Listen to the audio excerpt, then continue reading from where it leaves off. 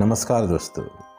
दुनिया के रहस्यों को आज तक कोई नहीं समझ पाया, तो बिना देर किए चलिए आइए जानते हैं दुनिया के न्यू नेचुरल फैक्ट जिन्हें आज तक कोई भी समझ नहीं पाया। मैं केशव सिंह और आप देख रहे हैं वो टेक फैक्ट। Amazing fact. सन 1518 में फ्रांस के अंदर एक बहुत ही डेंजरस मिस्टीरियस हुई थी, जिसका जवाब आज तक मेडिकल साइंस के पास भी नहीं है। दोस्तों, आज के समय में देखा जाए तो आपके आसपास बहुत से डॉक्टर और मेडिकल रिसर्च सेंटर भी होंगे। फ्रेंड्स, एक बार आप उनसे यह ज़रूर पूछना कि आज तक की सबसे डेंजरस मिस्टीरियस बीमारी कौन सी थी। वैसे देखा जाए तो कैंसर को लाइलाज बीमारी बताया जाता है, तो कोई कोरोना को बहुत बड़ी बीमारी समझता है। शायद यही जवाब सुनने के लिए मिलेगा, बट ऐसा बिल्कुल भी नहीं है। फ्रेंड्स, मैं जिस रहस्यमय बीमारी के बारे में बताने वाला हूँ उसका सटीक जवाब आपको कहाँ कहाँ से मिला, कमेंट करके कमेंट सेक्शन में ज़रूर बताइए। तो दोस्तों, उस रहस्यमय बीमारी को डांसिंग प्लेग के नाम से जाना जाता है, जो फ्रांस में घटित हुई थी। इस बीमारी से लगभग 500 लोगों की डेथ हुई थी। यह बीमारी डांस करते करते फैली थी। तो दोस्तों, चलिए इस रहस्यमय बीमारी के बारे में जानते हैं, जिसने किस प्रकार बहुत से लोगों की पल भर में जान ले ली। फ्रांस में एक महिला अपने घर में डांस कर रही थी और डांस करते करते अपने घर से बाहर आ जाती है और बाहर खड़े लोग उसको देखकर खुद ब खुद बेबी अचानक से डांस करने लगते हैं और एक एक करके सभी लोग मरने लगते हैं। यह घटना फ्रांस में आग की तरह फैल गई और सभी लोग डांस कर करके ख़त्म होने लगे। आज लगभग 500 साल से भी ज़्यादा समय इस घटना को होने पर भी बहुत से मेडिकल रिसर्च सेंटर और वैज्ञानिकों के पास इसका कोई जवाब नहीं है।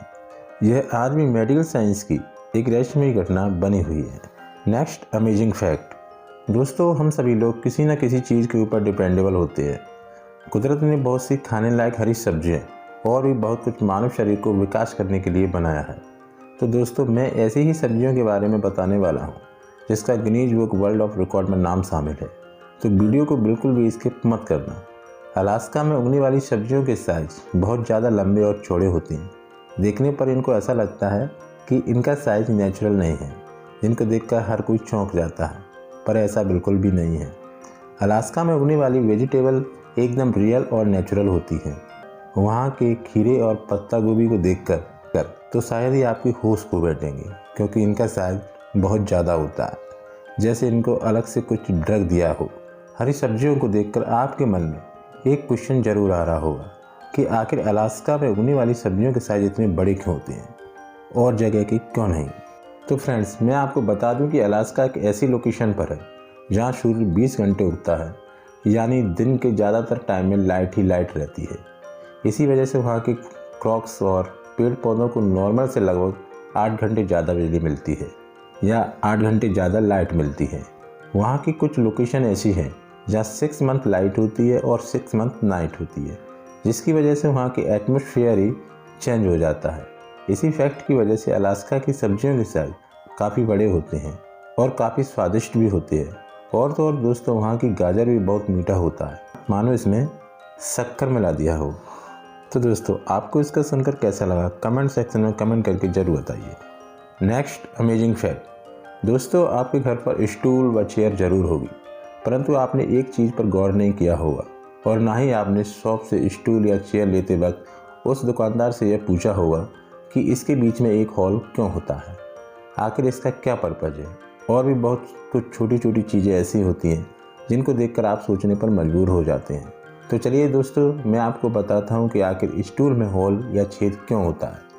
आप सोच रहे होंगे कि इसका डिज़ाइन ही ऐसा होता है, बल्कि ऐसा नहीं है। स्टूल में छेद करने के 3 अमेजिंग फैक्ट हैं।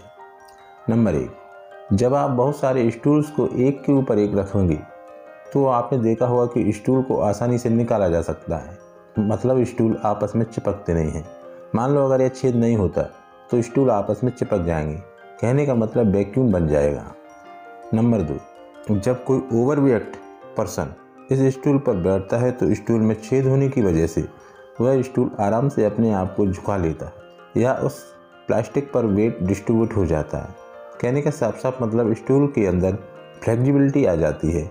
मान लो स्टूल के अंदर छेद ना हो तो क्या होगा। तो दोस्तों, छेद ना होने से स्टूल की फ्लेक्सिबिलिटी खत्म हो जाती है और उसके टूटने के चांसेस बहुत ज़्यादा हो जाते हैं। नंबर 3, कंपनी किसी भी प्रोडक्ट को बहुत ज़्यादा क्वांटिटी में प्रोड्यूस करती है। इसके फ़ायदे तो मैंने आपको बता दिए, परंतु तीसरा फ़ायदा कंपनी को होता है। अगर एक छेद होने पर स्टूल से कितना प्लास्टिक निकाला होगा, तो दोस्तों स्टूल की क्वांटिटी ज़्यादा होने पर ज़्यादा मटेरियल बाहर निकलेगा। इस वजह से उस मटेरियल से और भी ज़्यादा स्टूल बना सकते हैं, क्योंकि वह वेस्टेज मटेरियल होता है, जिसका फ़ायदा कंपनी खुद नए स्टूल बनाने में करती है। Next amazing fact. दोस्तों, क्या आपको पता है कि पेड़ पौधे एक दूसरे से कम्युनिकेट करते हैं और रोते भी हैं? शायद ही नहीं पता होगा, पर ऐसा नहीं है, पेड़ रियल में ही रोते हैं। तो फ्रेंड्स, आइए जानते हैं कि पेड़ किस प्रकार से रोते हैं। सुनने में आपको बहुत ही अजीब लगेगा कि जब पेड़ों को पानी नहीं मिलता है तो वह बहुत ही हाई फ्रिक्वेंसी पर साउंड को रिलीज़ करते हैं, जिसे ह्यूमंस बिल्कुल भी नहीं सुन पाते, क्योंकि वह साउंड बहुत ज़्यादा हाई फ्रिक्वेंसी पर होता है। क्योंकि फ्रिक्वेंसी एक रेंज पर होती है, हाई फ्रिक्वेंसी और लोअर फ्रिक्वेंसी के बीच की रेंज को ही ह्यूमन सुन सकता है। अगर इस बैरियर को हटा दिया जाए तो ऐसे कई साउंड्स रिलीज होते हैं जिन्हें इंसान के कान सुन नहीं सकते, लेकिन मशीन से इन सभी साउंड्स को डिटेक्ट कर सकते हैं, जो इंसानों ने ही बनाया है। इसे हाई फ्रिक्वेंसी स्क्रीम कहा जाता है, यानी चिल्लाना, मतलब पेड़ एक प्रकार से चिल्लाते हैं। दोस्तों, यह सारी चीज़ें एकदम रियल है और साइंटिफिक है। पेड़ को काटने पर भी इसी प्रकार का साउंड रिलीज होता है। दोस्तों, चैनल पर नए हो तो चैनल को सब्सक्राइब और लाइक शेयर जरूर करना, जिससे आपको ऐसे ही रोमांचित बड़े वीडियो मिलते रहें। धन्यवाद।